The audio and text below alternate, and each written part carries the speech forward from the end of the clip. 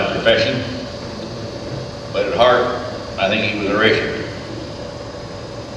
He bought his first midget in 1984, ran his first race at Las Cruces, New Mexico on May 25th, 1984, with son Tom as the driver. His last midget race as an owner was September 1st, 2002 at Liberal, Kansas, with both sons driving an Eatwell midget. John's racing effort was always aimed at support of the RMMRA and was an avid supporter and participant at the Belleville High Banks.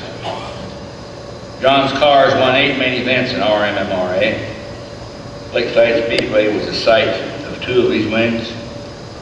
John was always experimenting a little bit with something different. He tried a V6 configuration in one of his cars at one time.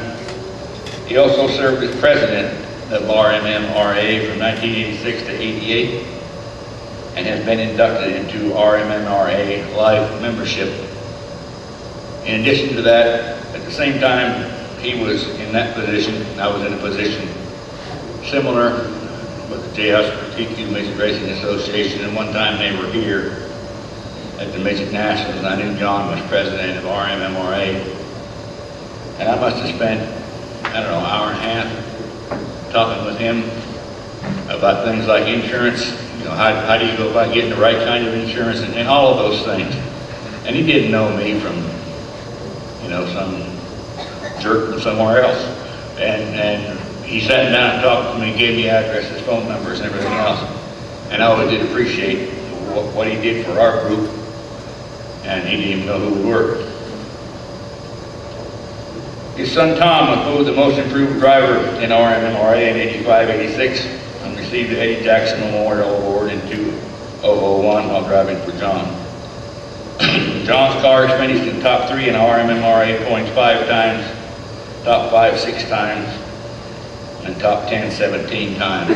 That's with both sons, John and Andy, driving. During the 1999-2000 year, our High Banks Hall of Fame and National Midget Racing Museum was in its planning stages. As we, and I wasn't on that committee, but there were those in here who were on the building committee, were struggling with all the things that you have to struggle with when you put up a building like that. John Eatwell offered his services as an architect, and we didn't ask him to, he just offered. He even helped us raise a little bit of the money towards some of the furnishings in the building. He did all of this for us at that time, and we couldn't make him take a nickel. He never got a thing for it. And perhaps one of the things that we were very neglectful in doing was recognizing that, not necessarily by having him put in our Hall of Fame, but we never put a plaque up. You know, you see a building, there's always a plaque somewhere that says, you know, John Doe Architect, and that sort of thing. So we took care of that this year. We had one made, and that's going to be put up permanently somewhere inside our building. It's out there on display at the museum. Our building will forever be a monument to the ability and dedication of John Eatwell. Thank you, John. Here to accept the award is son Andy.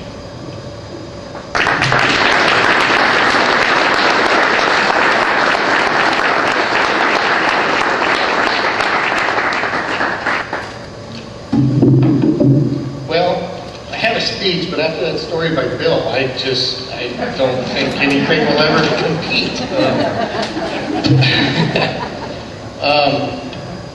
First of all, I have to say thanks on behalf of the family and friends to everybody that has made this day possible. As a lot of you know, the amount of work that goes into something like this is just incredible. So thank you, thank you, thank you. I want to congratulate all the nominees and recipients of awards past, present, and future.